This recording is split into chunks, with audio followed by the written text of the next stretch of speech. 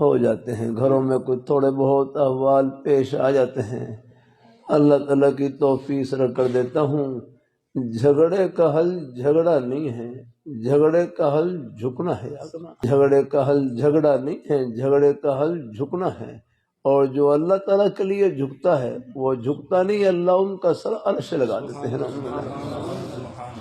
اللہ تعالیٰ اللہ اپنی مہربانی فرمائے، اللہ اپنی بارگاہ مقبول فرمائے، اور جو اللہ تعالیٰ کے لیے جھکتا ہے وہ جھکتا نہیں، اللہ ان کا سر عرش لگا دیتے ہیں۔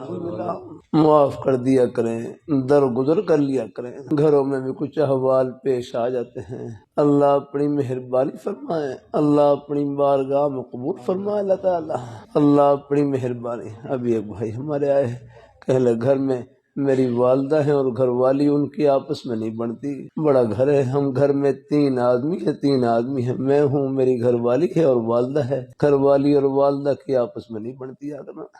اللہ تعالیٰ کہتے ہیں دونوں آپس میں، دونوں نے جھگڑا کیا، وہ گھر والی بھی اپنے گھر چلی گئی اور والدہ بھی کوئی کہتے اپنی بیٹی کے گھر چلی گئی، اور گھر میں اکیلا ہی ہوں۔